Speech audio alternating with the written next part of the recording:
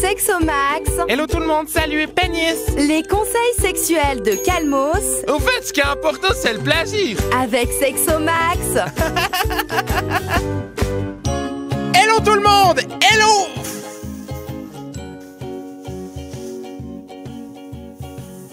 Oui.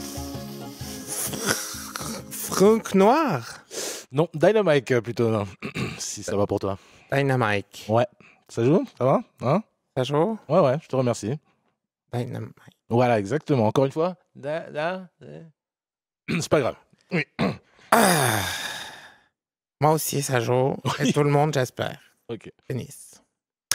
Aujourd'hui, Sexomax un peu spécial puisqu'il s'agit de la Sexomax Sexual Education Edition. Cette semaine, j'ai demandé à nos petits zouzous du mercredi de poser leurs questions les plus brûlantes sur l'éducation sexuelle pour leur apprendre un peu des choses qu'ils veulent savoir sur la sexu. Nous aurons donc plusieurs questions de petits minots de 8 à 15 ans et nous y répondrons moi-même et Daniel Franck Noir. Non, ici présent. non, enfin bref. Première question, Sexomax. Cher Sexomax, peut-on rester coincé? Signé Troy, 8 ans. Cher Troy, tout d'abord, ta question est excellente. Le phénomène que tu décris s'appelle pénis captivus. Ça ressemble un peu comme à une formule magique sexuelle d'Harry Potter. Un peu comme, par exemple, Oculus Reparo, si vous voudriez une fois, par exemple, guérir votre pézouillon après une soda.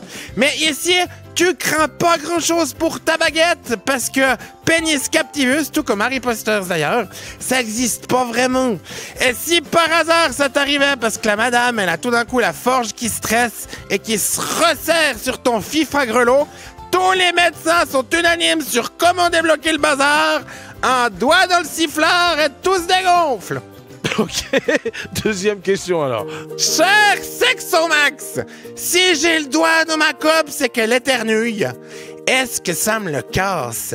Signé Clémenceau, 14 ans.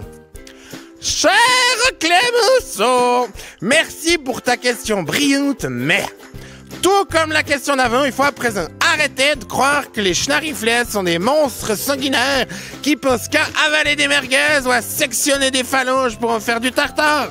Ça, c'est des questions de petits garçons qui ont peur de plonger la main dans l'inconnu, un peu comme par exemple Fort Boyard, qu'il faut mettre sa main dans ces genres bizarres.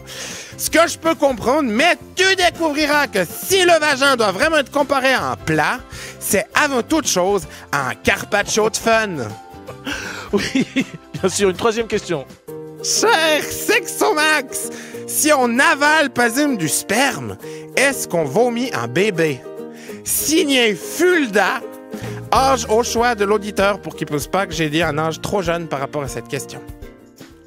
Cher Fulda, grâce à toi, on reste dans le culinaire, bien joué.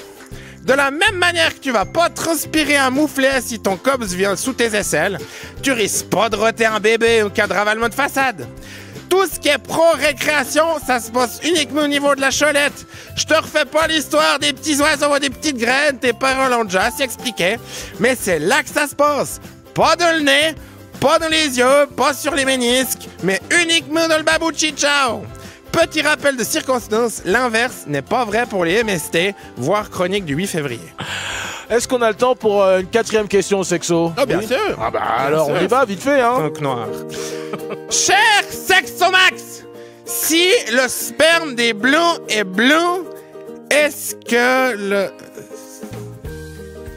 Je te vois un peu... Ouais, non, on n'a plus vraiment le temps, je crois. Non, je crois effectivement, on n'a plus le temps. Hein. Alors, au revoir! À plus.